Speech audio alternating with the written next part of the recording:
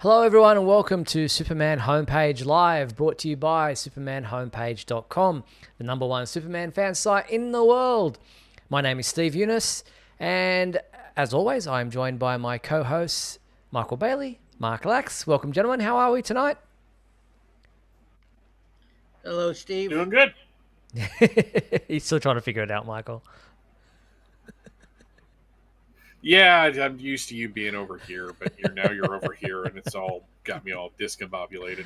The other Oh, way. good. All right. So, welcome to Superman Homepage Live. As I said, this is our July 29th, 2024 show. We're going to be covering all the ins and outs of what happened at San Diego Comic-Con this past weekend. We're going to be talking about everything that happened for My Adventures with Superman, Superman and Lois, the discussions on what's happening with the upcoming Superman film, what's been going on this past week. We pushed back our interview with the composer of My Adventures with Superman, Daniel Futcher, until next week. He was kind enough to allow us to postpone that so we can get through all the discussions about what happened at San Diego Comic-Con this past weekend, which we thought would be first and foremost in everyone's minds coming into this episode of Superman Homepage Live. So thank you to our sponsors and our patrons, Douglas Meacham, John Patrick Van Pelt, and Tina Murray. We appreciate your support. And if you want to join those fine folks and be a supporter of the Superman Homepage YouTube channel or our website, indeed, you can go to our YouTube channel right there, click the join button. There are different levels of membership with different levels of perks. Or you could go to patreon.com/Superman Homepage and support the website in that way. And it's been a busy week. We've had so much happen and come out of San Diego Comic-Con. But let's start with the movie side of things. And, actually, company-wide, DC Studios unveiled their new logo, an old logo, but we'll get to that in a second. Here was the little video that they did to announce it, and Superman was first and foremost in front of that.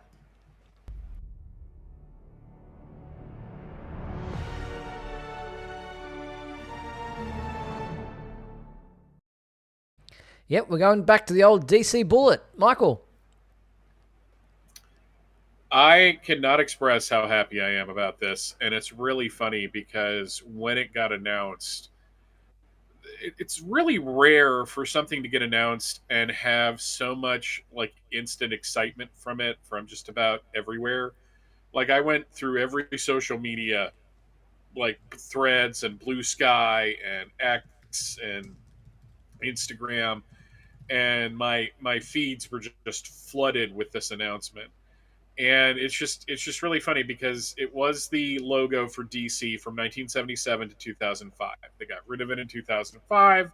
Supposedly, one of the reasons was it wouldn't look good on A little bit merchandise, of delay here. which Yeah, which is Mark, you weird. should be fine. Hopefully it'll catch up because I know you're Close in that enough. you're in that undisclosed location. So continue, Mike. Oh, okay. I thought maybe I was a little No, Mark's the one delayed, that's but delayed, so hopefully that catches up. okay. But no, but apparently it didn't look good on merchandise, which I never bought. I always thought that was a Guys, I'm going to lie. go off and I'm going to come They back up.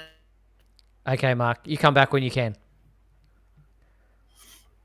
and then they went to the Swish, which carried through most of the New 52 until they went with that weird like flip down one Yeah. that looked like it was.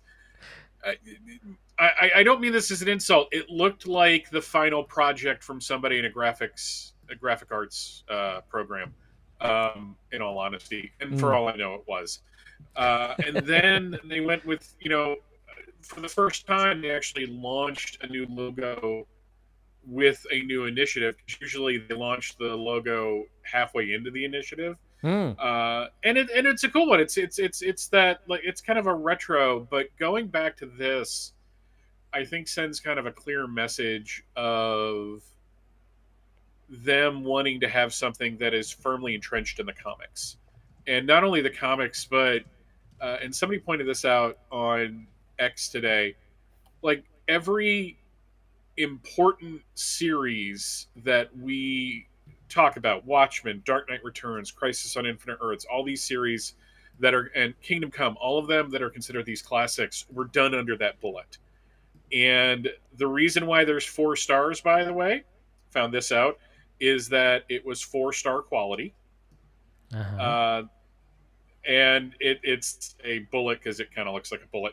But no, I've rarely seen people get so happy about seeing something come back. And again, I think it's because it's making a statement that while this is an older logo, it represents being honoring the past that they're building onto, which I really do appreciate. Hmm. So, Mark, were you surprised that they went back to the old DC bullet? I was surprised, but I was I was thrilled. I mean, this is when the bullet was there. I think the bullet it came in probably the late '70s and went all the way up through. This is the longest bullet, the longest logo, probably the most recognized. You get a lot of feels for it, a lot of nostalgia. So not they would do this. In fact, I was just thinking how much longer would they keep the logo that they have now, and how they've announced that not only are they have a new logo, but they're going back. And it just excites me very much. Very good. Yeah, you've got a little bit of a lag there, Mark, with your audio is catching up with your video. So hopefully that clears up like it has in the past when you're in that location. Yes. So I apologize. No, it's so good. Hopefully it will just clear up. So stick with it. Don't go away. We'll stick with it and see how it goes because it usually does clear up when you are at that location. All right, so that's the logo announcement, which was really interesting and very cool to see Superman front of that reveal. So and co-chief of CEO of DC Studios, Peter Safran, said the logo really honors the past beautifully, but also charts the course for the future for us. It represents everything James and I wanted DC to be. We want to embrace the fans. We want to chart this course for the future. So that's pretty cool. All right, so getting on to the movie side of things with the upcoming film that'll be out in less than a year in 2025. James Gunn shared a couple of photos of movie stickers that the camera department of his crew created and put together that were interesting for, what are they, Steadicam.com, Steadicamwarriors.com. I don't know if they're available to purchase. They have some of their other stickers that they've created in the past available to purchase on that website. But they did one there of David Corenswet as Superman and James Gunn, the director, as Superman, obviously framing up what they want to do, what they're shooting as with the fingers there and the thumb, so framing it up. So, yeah, interesting, cute little designs. As I said, Steadicamwarriors.com is the website of the people who created them, part of the crew there, and whether or not those designs will be available to purchase remains to be seen, but I imagine they will be since they've done others in the past that way. It would be odd if they did, though. I mean, these are things for the production. I mean, it's not that it's not they're cool images, but I just don't know what decorative purposes they would have. You never know with Superman fans. People just buy things because they're available. Apparently, that was proven today. Yes, indeed. Speaking of which, let's get into that topic. So the DC shop, and even at Comic-Con, they made available merchandise that is showing the new logo for the film. We've got the Superman T-shirt and cap, so the theatrical logo T-shirt and the theatrical logo New Era 940 adjustable cap went up on the website today, sold out within minutes. Same thing happened at Comic-Con when they had them on display at the DC booth, sold out within minutes. Obviously, there's a huge demand, and that only bodes well for this film, that it's such a buzz around what's happening that they're selling out so quickly. I mean, surely they had enough stock, but the demand was so high. I honestly believe that DC and Warner Brothers in general, with this DC shop, should go to print on demand with these things. Mm. Make it like a Redbubble or a T Public type store, where you order a shirt and they just basically produce it. There might be like production issues because sometimes those things can come out kind of cheap, but I honestly think with those shirts, it just makes more sense because then you're not tying up your warehouse with product. Mm. However, I was literally sitting on the couch today reading, and I saw the email. It's like, ooh, that's cool. I'll order that later. And then like 20 minutes later, I'm checking social media, and everyone's like, it's sold out. And I'm like, what? And I made a meme for it, with from that South Park episode where they're talking about like making fun of the bank crisis from 2008. It's just like, and we got all this, and it's sold out. And that's exactly how I felt. And I was just like, really? And and apparently, I don't know, they're slightly different. Somebody sent me a link. Apparently the shirt is available from Hot Topic as well online. That's right. But I don't know, for guys like me that are a little heftier, shirts aren't all that easy to find. And I don't trust Hot Topic because Hot Topic seems to be like catering specifically for people who are real thin, and listen to a lot of emo music. But that's okay. I mean, I'm not judging. But no, I just like the fact that the shirt sold out so fast. I'm like, guys, what's going on? Seriously, what's going on? Why is everyone really excited for Superman? Is there? It's almost like is there something they're not telling us? Is like, and this is the weekend after Deadpool comes out, so you figure everybody would be like all up, excited about that movie. But no, this Superman film really seems to have people's attention in a way that Man of Steel and Superman Returns didn't. Mm. Mark, your thoughts? Did you think about buying one? Yeah. No, not at the moment. I mean, I think there's plenty of opportunity to get the hats and the shirts. But wow, I mean, it makes you feel so good because you realize that people just want this stuff, and if they really want it, I mean, they're going to go see this movie, and we hope the movie's going to be really good. At least a fairly enjoyable movie. Mm. So hopefully it'll do well, and for the new movie and everything coming up. So I have in the near future. Yeah, so just impressed at all this merchandise, and hopefully they will add more stock, and people will be able to. I'm sure they will, and they're not going to look a gift horse in the mouth and not restock as soon as possible, so that people can buy this merchandise a year away from the film being released. And there was some talk about. I saw people, even amongst ourselves, saying, I was surprised that there wasn't any kind of promotion for the new movie at San Diego Comic-Con. But let's be honest, you don't start promoting a film a year out. You've got to time it correctly. And the fact that there was merchandise and there is merchandise available with that logo on it, it's just kind of building up. But, you wouldn't expect any kind of a teaser this far out. They are still in production.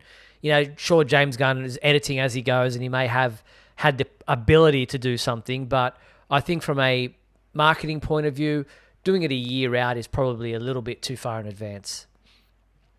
And they're also finishing up. They're in the home stretch of filming. It's wrapping fairly soon, and just getting to Comic-Con probably was just really difficult. I mean, they had all these other things to promote too, and it's not like Superman didn't have a presence at Comic-Con in a way that he hasn't had in years. as a matter of fact. So no, I think I was not disappointed. I was not upset. I was not expecting to see a teaser or anything. This is gonna come out when it comes out. And like I Hmm. said, I think your first trailer is really gonna hit probably around November, December during the holiday season, so that when people are actually going to the theater more, and that's when they're doing their Oscar push. That's when you want to have the trailer in the eyes, at least on a theater level, Mm, and that's a good amount of time to get really excited for it. exactly. So, yep, give it about 6 months, if not less, and you'll start seeing a lot more out there. But talking about wrapping up production, the new movie, as he said, is completing production. They're days away from wrapping, and Nicholas Hoult, who is playing Lex Luthor in the film, has already wrapped his time filming, and he gave James Gunn a gift. He gave him a CGC graded copy of Superman number 167, the 1964 comic book featuring a team up between Lex Luthor and Brainiac. No, it's not some kind of a hint at what we're going to expect in this film. Don't start reaching people. It's just a gift from the actor to the director. And James Gunn wrote on his social media accounts, "Thanks to Nicholas Hoult for this incredible wrap gift. No, we're not wrapped yet, but Nick is. Can't wait for you to meet Lex." So that was very nice, and people do this amongst the set and crew and cast. They give each other presents and gift as a memento for their time filming together on a project that can take months and months and months. I think this is a stealth way of telling us that Brainiac's in it. Don't, Michael, I, w- don't. I was I was gonna set up a cork board behind me with string going from picture to picture, but I just didn't have time to do that. But no, I saw that my conspiracy brain kicked in. It's just like, no, this is like that picture of Henry Cavill during BVS where he's got all the comics, but the comic in front was Superman versus Darkseid, and that was him saying that Superman at some point was going to fight Darkseid, and sound like I'm like I've got something wrong with me. But yeah, no, it couldn't be. If it is, that's a cute way of telling us. Mm, I don't think so. Yeah, I don't think so either. But not nice gift. Yeah. Very very nice gift. Exactly. All right, so that's on the movie side of things with the upcoming film. But as far as past films are concerned, a movie auction for some props at Entertainment Memorabilia Live Auction, propstoreauction.com, has a number of Superman props listed in the scheduled auction that starts August 15th and runs through to August 18th. Amongst the items in the auction are a Superman crystal, should I say, turn that off right there. A Fortress of Solitude crystal from 1978 Superman the movie. This is expected to sell for quite a bit, between $6,000 to $12,000 is the estimated bid. So that's an interesting crystal item prop from the 1978 film. Also included in the auction is Lex Luthor's Kryptonian meteorite from Superman Returns, and that's expected to sell for around $3,000. So some interesting items in this propstoreauction.com listing. I'd like one of the crystals. Mm. In all honesty, I think it'd be a fun prop to have. Definitely. I wonder how much the green one would go for at this point. I think I mentioned You would think that would a number of times. I never understood why they used a green crystal, because I know so many people who confused it with kryptonite. It's one of those things that like people who are fans of the film put absolutely no thought into, but people who are kind of on the outside going, "Why is that green?" You're just like, "Shut up." Especially the eerie way Yes. he found it, and he opens up the lid of the thing, and it's like glowing green, and people thinking straight away, "Oh, kryptonite," but no, it's a green crystal that does something. So that was just weird for me. But anyway. I do want to get a replica of the green crystal though, because my idea for when Rachel and I finally land in the new place is that before I set up the new office, I'll like film myself going into the office and dumping the crystal into like a thing of water, and then you show all Starts lights, and then the bubbling. next shot is everything all set up. So Nice. I, I I don't know how I'll do it, but it's going to be something like that. So it should be fun. Ramel in the comments is saying, "Where's that cellophane shield that Superman throws at Zod in Superman 2? He'd get that." I always thought that was animation. I think it Of was, some but kind. yeah, it did look animated because you couldn't throw something like that and make it work the way it kind of expanded. But yeah, that was. Hang on. Oh, we've got a super chat coming from It did, but Venkman. that giant. Venkman is saying, Michael, how does Bibbo feel about missing out on getting one of those new S Shield shirts? Well, Bibbo knows that his favorite's going to get him the shirt at some point. He's a little upset. He was sitting there trying to figure out how the computer works, and he was tapping, and then something happened with the Wi-Fi, and I don't even know what the Wi-Fi is, and I had to figure out and I'm going to get one at some point, I promise. Nice. Thank you, Venkman. All right. So let's move on to what happened at San Diego Comic-Con, and we were thankful enough to have one of our reporters, Lois James, at I think that's how he pronounced his surname. It could be Jaime, I don't know. At San Diego Comic-Con, he took a number of photos and video footage for us. He actually videoed the whole DC panel. That was the Absolute Power panel that nobody else seems to have recorded. I've seen videos in that of the Superman and Lois and the My Adventures of Superman panel, which we posted on our YouTube channel. One of those was done by Lois himself. So, but My Adventures with Superman, let's get on to that one first. They had a panel at Comic-Con showing everybody there. We got Jack Quaid wearing a Superman suit, with all the symbols there. The other cast members, there's Josie Campbell on the very left, who's been a guest on our show and we've interviewed a couple of times. So she's one of the producers and writers of the show. So that panel is up on our website as well, the videos of that. But they showed some very interesting footage and images that came out of this. So there's the crew. We got Clark, Lois. There's Kara in her civilian clothing with Jimmy. They're doing the whole Beatles thing there, crossing. It looks like the Abbey Road cover, but it's a nice kind of image there. We also saw this Superboy. Yeah. What a million questions come to your mind. People start going, "What are they going to do? The death of Superman?" And I'm thinking, no, you can do Superboy without having to go through the whole force reign of the Superman thing. I mean, sure, he could be a clone. It could be something that Lex Luthor creates. It's almost like a Bizarro type situation.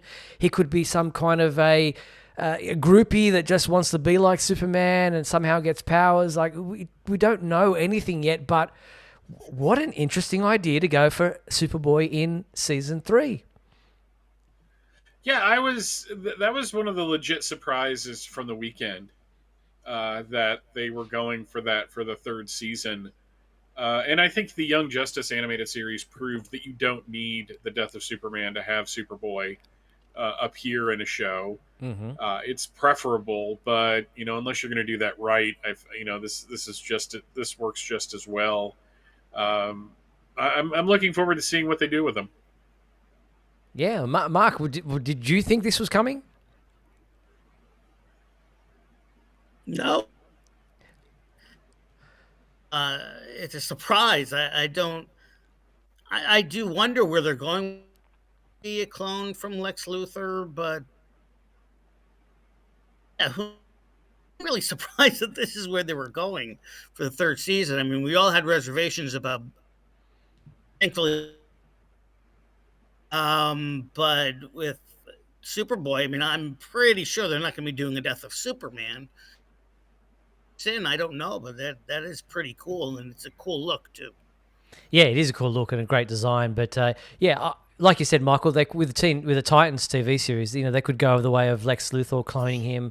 That would be something that I think might be happening. And speaking of Lex Luthor, we've got this image of the villains, and there's Lex front and center, or back and center, I should say, bald finally, no hair on his head.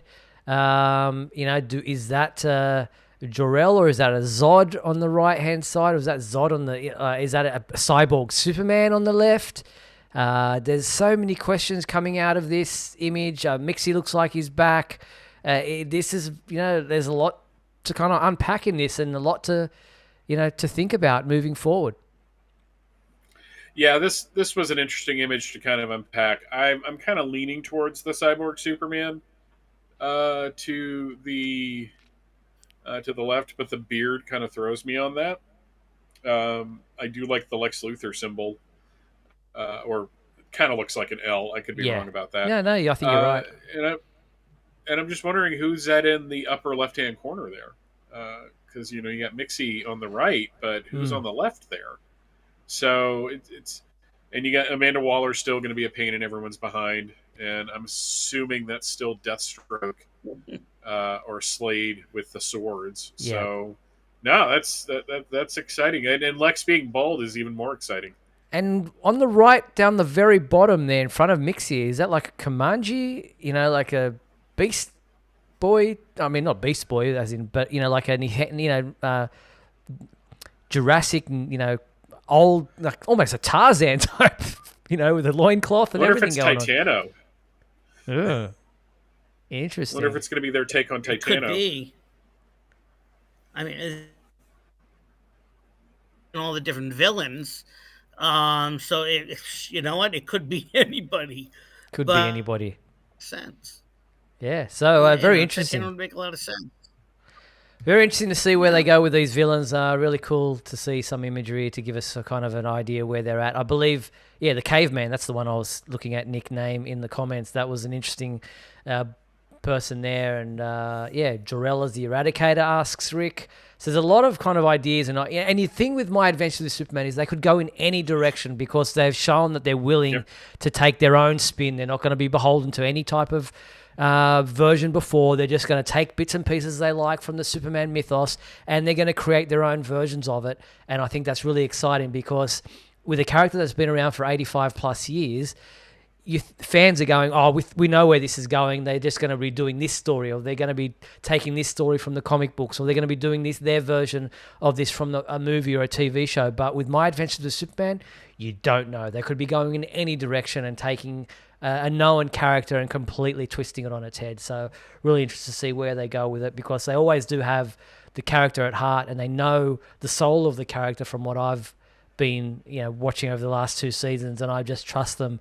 Whatever version they decide to go with these other villains, what have you, I'm really keen to see where they go because I think they're going to do a fantastic job. All right. Absolutely.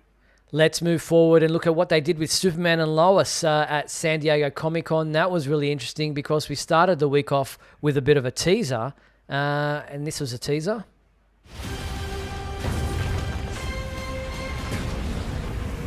Superman is dead. Can we please just enjoy the moment? So we played that last week when we did our show, and we were like, "Oh, what's going to happen? Is it going to be?" And then we saw the promo, the teaser, and then there was this.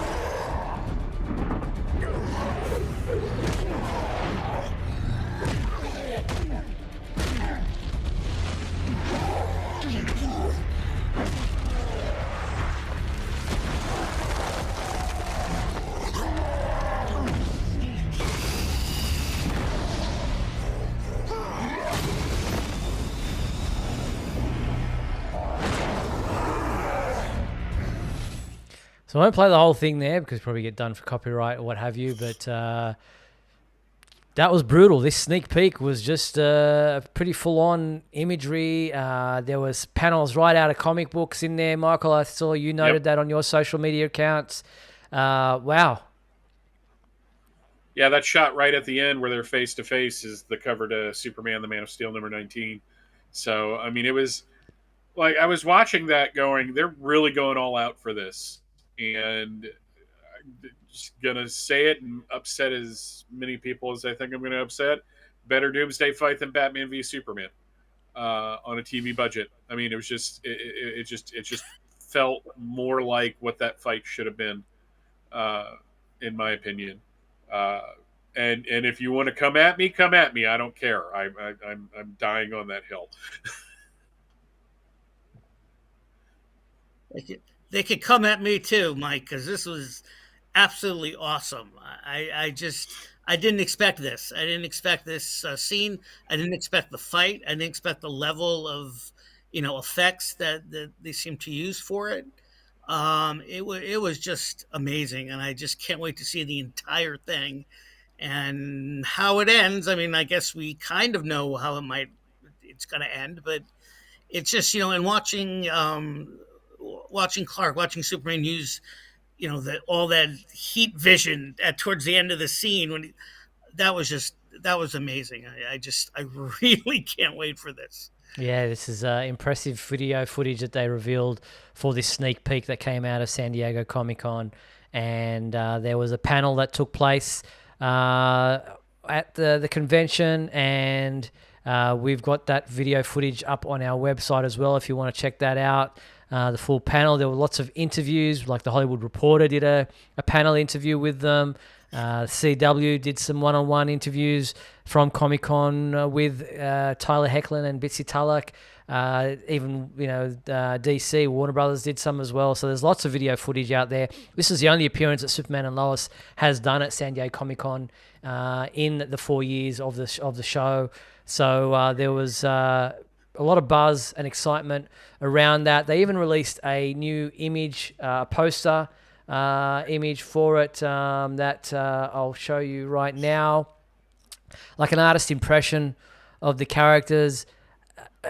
Look, I don't know if I can zoom in. I don't think I can on this, but does that look like Superman's got red trunks and a yellow belt on in that little image down the middle with him fighting Doomsday? Or I mean, that could just be an artist impression, and that's not actually probably an artist impression. But Bitsy did say that there's going to be a detail on the costume. I guess once he's back, that we need to be on the lookout for. So, yeah, I mean, it's just the one thing I will say, and this is a thought that hit me earlier today. They had that ad, that trailer that showed Jonathan and them at the farm, and Jordan confronting Lex and all that. They've done this every season where they show that, and you think that's going to be the entire season, and it ends up just being the first or second episode. So, I don't know how long. They've got 10 episodes to do this, so I don't know how long he's actually going to be dead. It'll probably be enough time, but I'm kind of curious how this is all going to play out, because what I wouldn't want, and I hate second guessing this show because they've done nothing but make me happy. And keep in mind, guys, this is the show that is the king of the misdirects. We think it's going one way, and then it's not that way. So that's another thing we got to keep in mind with these people, because they play with our emotions and they know what they're doing. But I don't know if I'd want him to be dead for 8 out of the 10 episodes. Because I kind of want to see Superman a little bit in the final season of Superman and Lois. Agreed. Yeah, I think they've already kind of let us in on that there's going to be flashbacks and things like that. I'm assuming there'll be a couple of episodes he won't be there. They'll be doing some flashbacks, giving us some backstory. Because don't forget, we've never really seen much of the Daily Planet, and I know they have a Jimmy Olsen coming in. So that'll be interesting to see, and I think the first, it gives me the impression that the 2-hour premiere is going to make us think he's dead, and then at that last minute you're going to see something that tells you, okay, he's not quite dead, or giving us a clue as to what's going to happen. And there's probably going to be an episode or so of flashbacks, and then he will reappear. I mean, they're certainly not going to, if they do 8 episodes of him dead. I think we'll all be pretty upset about that. And this show's never has never let us down. I don't think so. I don't think they're going to do anything like that. No, I agree with you there. Got a super chat from John Patrick Van Pelt who says, what are the chances of them doing Reign of the Superman in bringing Superman back? I don't think with 10 episodes in season 4 that they're going to go anywhere near that. I think they've already proven with this show that... budget. Yeah, and they've proven on this show that Superman is the only hero of this universe, and that's where they're going and that's where they're sticking with it. So I doubt we'll see any Reign of the Superman type of scenario following up with the death of Superman. But thank you for that super chat, John Patrick Van Pelt. So yeah, really interesting to see where they go in season 4. So much information to kind of divulge and dissect out of that convention appearance, and kind of like a bittersweet finale there at the end of the panel where they get up and take their final bows, and they finished. This is the first season that we'll be seeing in full where they've already finished production and everything's really set to go, and they're kind of done as far as the actors are concerned.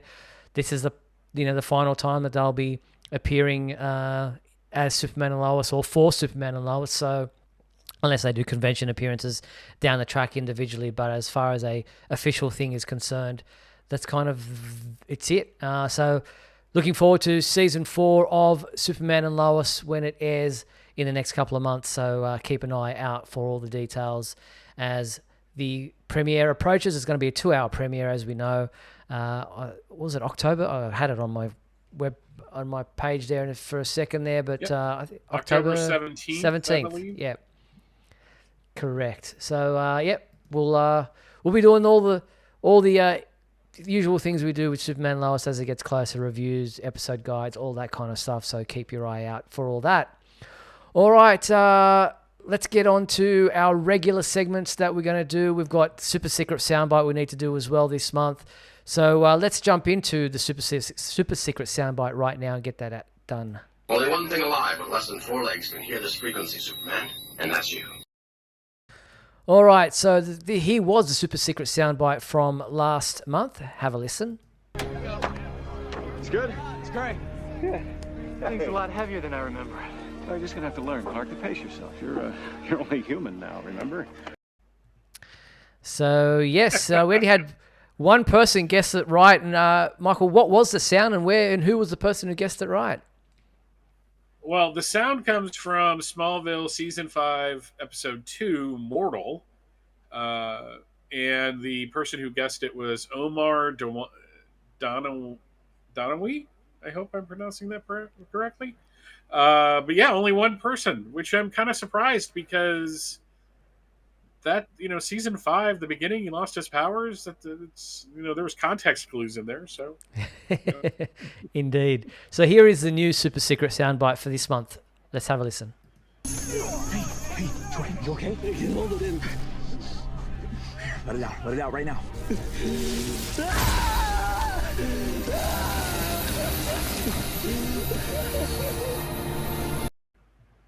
So there you have it. There's a super secret soundbite for this month. If you think you know where in the world of Superman that sound comes from, head to supermanhomepage.com. Under the contact menu, you will find the super secret soundbite entry form. Fill out the entry form, letting us know where you think that sound comes from, and we will read out the names for everyone who guesses it right when we return to this segment at the end of August. All right, let's jump into the fan favorite segment of the show now.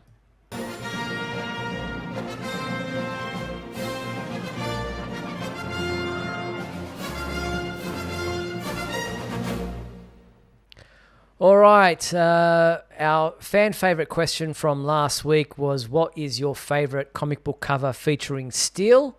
And we had a few respondents. Who was the first up? Michael. Lorenzo Valdez wrote in and said, my favorite Steel comic book cover is from Superwoman Rebirth #1. While I ship Clark and Lana, and not Lana and John Henry, as usual. My favorite cover for another character is also one that features Lana Lang. Not only that, but spotlighting this cover at this particular time feels fitting, given the recent news about what's coming up soon in Joshua Williamson's Superman run. Very good. Yes, thank you. Thank you, Lorenzo. And Jason J wrote, I thought I would share 3 favorite steel covers from 3 different eras. So there's that one there. There's another one there by, I think that's, I'm not sure. It looks like John Bogdanov, but I'm not sure. Could be somebody else. And that's an interesting one.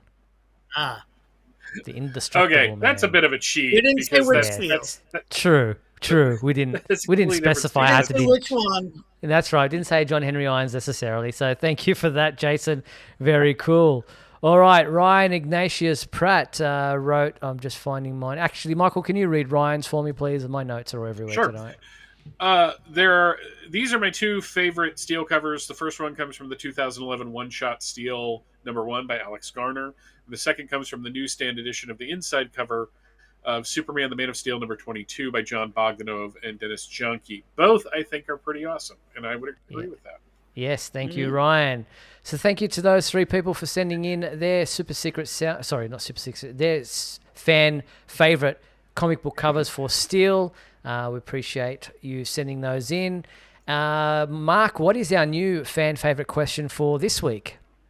Our new fan favorite question is, what is your favorite Superboy Connor Kent comic book cover? Yeah, we've specified this time which Superboy. Send in your Connor Kent Superboy favorite covers. info@supermanhomepage.com is the email address. info@supermanhomepage.com. Send your entries into that email address and we will feature your favorite Superboy Connor Kent covers when we return to this segment next week. So looking forward to seeing which ones you come up with there. All right, well, let's jump into our costume analysis. We're jumping into the second of our Clark Kent costume analysis series, this time featuring George Reeves. There he is, George, as Clark Kent, going through bit by bit. Let's start with the glasses. And these are a lot more bolder than what we saw with Kirk Allen, a lot more of a thicker frame. Michael, your thoughts on the glasses? Yeah, very 1950s. Just thick plastic frames, as was the kind of the fashion of the time period. Plus, I think the thicker frames, even though disguising himself as Clark Kent really wasn't like the. I mean, there were the secret identity thing came up from time to time, but it always seemed like him being he didn't differentiate Clark and Superman all that much. But I think the thicker frames do disguise his face more. Yeah, I agree with that. I think I like the thicker frames more than I like the wire frames from Kirk Allen. Agreed. It just gives you. I mean, at the time, I mean, every generation has their different type of glasses and their different type of eyewear and all of that. This is right out of the 50s. It's still golden age, and it really fits the character. Agreed. I think they're nice and bold and just add to the character when they are a thicker frame. So there. Then we go with the hat, and I love, as I said last week for the Kirk Allen, I love the fedora hat for the Clark Kent look. And George always kind of had it sitting back a little bit on his head, didn't have it down around his eyes or down over his forehead. It was always like sitting back a little bit. Just had that, kind of gave it an extra bit of character to it. Yeah, absolutely. I think the fedora, again, in addition to being fashion of the time, just kind of differentiates. Like you could do a silhouette of this Clark Kent and know that it was Clark Kent. As long as you kind of got the glasses and the hat in there, you could kind of glom onto the fact that that's Clark. So yeah, I love the hat. Well, the hat, as we said, it's just classic. I mean, yes, it's what men wore at the time, but we are so when we think of Clark Kent, for the most part, this is how we see him with the hat and with the glasses and the suit, and it just that the hat is just it makes the whole look. I agree. At least of the earlier version of Clark Kent, in the 40s and the 50s, it's the entire look of Clark Kent. Agreed. I couldn't say it better. And then you get the suit, and here again we've got the fashion of the times, the double-breasted suit. Again with that kind of baggy look, the pants. It's a style of the time. They're not tight-legged. They're very baggy, very baggy-legged, and very form. No, it's not form-fitting at all. It's got that whole straight look to it. The shoulders are very padded. It's classic 1950s attire. Yeah, I really don't have much to add to that. It's just how suits looked. I think the fact that they are baggy does kind of hide his physique a little. Mm-hmm. I was always kind of fascinated that they went with like the shoulder pads both in the Superman suit and in the Clark Kent thing with him. But no, I just again, you see these images of him, and it just looks classic, like gray suit, black tie, white shirt, fedora. It's kind of the whole package, and it kind of becomes an iconic look. I will say I think it looks better, fits a little better than Kirk Allen. Of course, I'm very used to this look, being a big fan of the show. Yep. Yeah, I mean, there's not much else to say except it's just from top to bottom, that suit is it's iconic, and it's Clark Kent, and you don't really need to say much more. And obviously he wore the same suit pretty much every episode because that way they could interchange the what they needed as far as what footage they wanted for him going into that storeroom to change or what have you. So it was always, and shot things out of sequence, so it was always, they didn't have to worry too much about wardrobe being something they needed to keep track of because it was always the same suit. So that was always an interesting factor. And then you've got the hair. Clark Kent very much wore the slick back hair. So did Superman in this series. There was no differentiation between Clark Kent's hair and Superman's hair. If it wasn't for the hat, which he wore most of the time, it's pretty much the same. Yeah, I always thought it was kind of interesting that Dean Cain's Superman had the slicked back hair, whereas this Clark has both for his version of Superman, probably because it's just easier. They don't have to do too much difference in the makeup and all that. It's like I'm sure with the new Superman having such a different David Cornsweet having such a different hairstyle from Clark to Superman, that there's probably more to do in the makeup chair, where these people just wanted to save money as much as possible. So just give them slick back hair, get them out there and get them filming. This show, in particular, yes, money and all that was a factor. I don't think they cared as much as far as as you talk about Clark and Superman. There's really no big difference between the two in the series. So the fact that he has the slick back hair as Clark, and he has a slick back hair as Superman. The whole idea is when he changes into Superman, he's Superman. When he's Clark, he's Clark. The hair. No one's thinking of the hair. They're thinking of the S. They're thinking of the physique when he's Superman, and so the hair is not, especially in this series, the hair is not that big an issue. No, exactly. So there you have it. George Reeves himself. We've spoken about his, persona, his look, and everything. He had that the chin, and he had the good looks, and he was the people's Superman. He was definitely a lovable father kind of figure, not just to the characters within the show, but to the audience that was watching at the time. And his Clark Kent was someone that you looked up to as much as you looked up to his Superman. He was pretty out there as far as being go-getter. As Clark Kent, he was just as forthright as he was when he was Superman. So there wasn't too much of a differentiation between the way George played Clark and Superman. But he just seemed to be having a good time, even though there's stories about him hating the Superman suit and calling it the monkey suit and what have you. He just seemed to enjoy being around the other cast members at the time, and he was just a lovable version of both Clark Kent and Superman. Yeah, absolutely. nothing to really add for that. Oddly enough, No. I just think everything Steve said, I'll just agree with. Yes. Wow. Same, same here. But this is my, until Christopher Reeve came along, this was my Superman. Yep. So there you have it. That's our costume analysis of the Clark Kent as seen in My Adventures with Superman, the 1950s TV series. Thank you, gentlemen, for doing that. We will move on next week to the Clark Kent. I mean, we've done Bob Holliday, his Superman, so we probably should touch on his Clark Kent, even though we don't have a lot of footage or a lot of imagery of Bob Holliday, but he was the next Superman in line in the 1960s.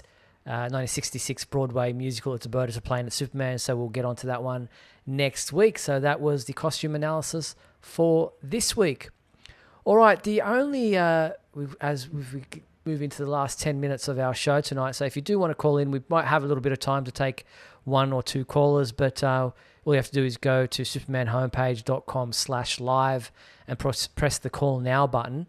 But out of San Diego Comic-Con, we had the announcement from the comic book side of things from Mark Waid and Dan Mora that we're getting another Justice League Unlimited comic book series. This was a surprise announcement. Pretty cool to see Justice League Unlimited back. Yeah, the fact that it's called Justice League Unlimited and it's Waid and Mora on it was the surprise. We knew that there was a Justice League coming that Superman's putting together. Because we kind of touched on it last week, but we've got a lot of comic book news recently, and we normally don't talk too much about comic book news because there's just so much movie and TV stuff to talk about. But this is exciting for a number of reasons. One, they released this image, and then there was the cover that Dan Mora posted on social media as well. And the thing about that cover that I love is Superman is front and center. He is literally the middle of the shot. And I just love that finally they're kind of stepping up and he's the one that's going to be kind of the leader almost. Or the one that's responsible for putting this together instead of it being, the Batman show with friends. Yeah. And man, hats off to Dan Mora too for being able to do 2 monthly books. That's insane. Artists usually don't do that, but apparently he's able to do it. And if World's Finest has been one of the better books month in, month out. He had such a great grasp not only on Superman and Batman, but the rest of the DC universe. Calling back to Justice League Unlimited as a title is a good move. And the fact that you've got Superman, Batman, and Wonder Woman and Flash, obviously, and that is Wally West. But you also have Star Sapphire and Captain Atom. And I'm like, that's interesting. That's a kind of a cool team to put together. So it seems like this is going to be kind of a mix of the iconic Justice League mixed with the versions that have characters that don't necessarily have their own titles, so you can do more with them. Yeah, the fact that we haven't had a Justice League in a long time, and here we're having Mark Waid and Dan Mora working on the new book. I mean, you could just, you're going to expect exciting things. And of course, you have to mention Martian Manhunter. Martian Manhunter is there. And, well, like Mike said, the character Star Sapphire, Captain Atom, a character I happen to like very much. Not having their own book, and they can do a lot with that. And of course, Captain Atom has been, I guess, in and out of the Justice League for years. He was a part of the Justice League Europe back in the 90s. I just think they're going to have a lot of fun with this title. They're just going to do. I mean, obviously, Darkseid's a big presence. We know that with All In and all of that. But I think they're going to have a great time. They're just going to be going all out with this. I'm really looking forward to it. Yeah, well, when Mark Waid asked people in attendance at the panel at San Diego Comic-Con who their favorite superheroes were, didn't matter who they said, he said, they're on the team. Big missions, big stories, small stories, and the Watchtower is basically home to every superhero on Earth. So like the animated series Justice League Unlimited, you're just going to be seeing heroes from everywhere. But the fact that, as you said, Michael, that Superman is front and center with Batman and Wonder Woman and the other, some of the others like the Flash and what have you, we're going to be getting plenty of characters coming in, but centering around those main characters. So looking forward to seeing what they do with Justice League Unlimited. And obviously we'll see more announcements coming down the line with solicitations and what have you moving forward. But interesting times with everything that's going on at DC at the moment, with the big crossovers that they're having, the Ultimate Power, was it Ultimate Power? Absolute Power. So yeah, lots going on the comic book side of things, which we don't touch on a lot on this show because we've been covering the movie and the animated series and then Superman and Lois, and but I thought definitely since we had time tonight, needed to touch on some of the stuff that came out of San Diego Comic-Con with the comic book side of things. So that's really cool. I wanted to thank once again everyone for support on the YouTube issue that we had over the last couple of weeks. I've been continuing to get some great messages from people. So thankful that the YouTube channel is back and that we're powering on. We are over 91,000 subscribers and climbing, so it won't be long. We took a little bit of a hit with everything that happened as far as the subscription rate is concerned, but that still continues to power on and get more people watching this channel, and we will hopefully reach the 100,000 milestone before too long, and I'll be able to showcase that YouTube plaque that they send you when you reach that milestone. So yeah, hopefully end of August, maybe September, we'll be around that. So keep spreading the word about Superman homepage. Yes, fingers crossed. Keep spreading the word. Keep giving us a thumbs up whenever you're watching this show. Keep giving the